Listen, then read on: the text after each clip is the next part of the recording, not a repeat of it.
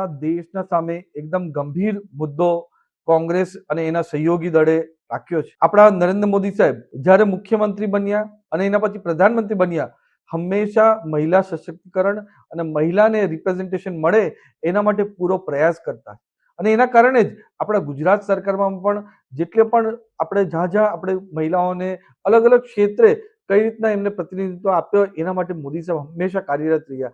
અને એના પછી ખાસ કરીને મોદી સાહેબ પ્રધાનમંત્રી બન્યા અને દેશમાં આપણા સંસદની અંદર અને વિધાનસભાની અંદર 33% મહિલાઓને અનામત મળે અને 33% સાંસદો અને 33% દરેક રાજ્યોની અંદર ધારાસભ્ય આપણા મહિલા વર્ગ બને એના માટે મોદી સાહેબે પૂરતો પ્રયાસ કર્યો।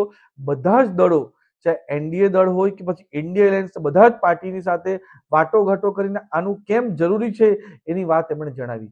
અને 2023 ની અંદર આ કાયદો પસાર થયો ત્યારે આ આપણે 2023માં જે કાયદો પસાર થયો એમાં એ રીતના હતું કે પહેલા ડિજિટલ સેન્સસ કરીએ અને પછી ડિલિમિટેશન કરીએ।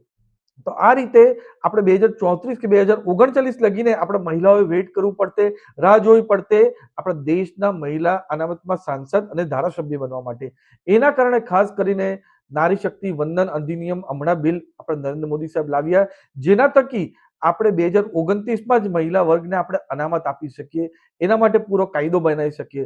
પણ જ્યારે આ બિલ આપણે લોકોની સામે લાવ્યા, સંસદમાં લાવ્યા, ત્યારે કોંગ્રેસ અને એના વિપક્ષી દળોએ આનો પૂરજોશ વિરોધ કર્યો અને આ બિલ પાસ થવા દીધી નહીં। અને આ એક વસ્તુ નક્કી થઈ ગઈ કે કોંગ્રેસ અને વિપક્ષ પૂરેપૂરી રીતે મહિલાઓનો વિરોધી છે।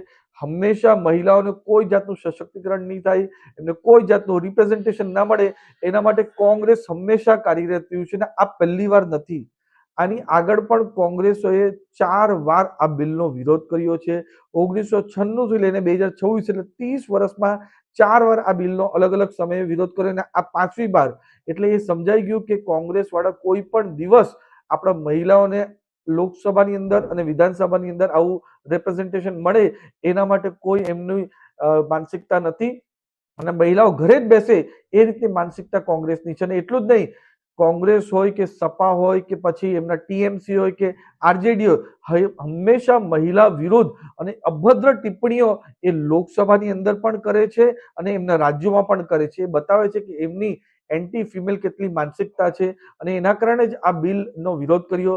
આપણા મોદી સાહેબ તો ઈચ્છી રહ્યા હતા કે 33% મહિલાઓને અનામત મળે અને આપણા મહિલાઓ જે દરેક આજે વિસ્તારની અંદર દરેક ક્ષેત્રની અંદર પોતાનું નામ મેળવે છે।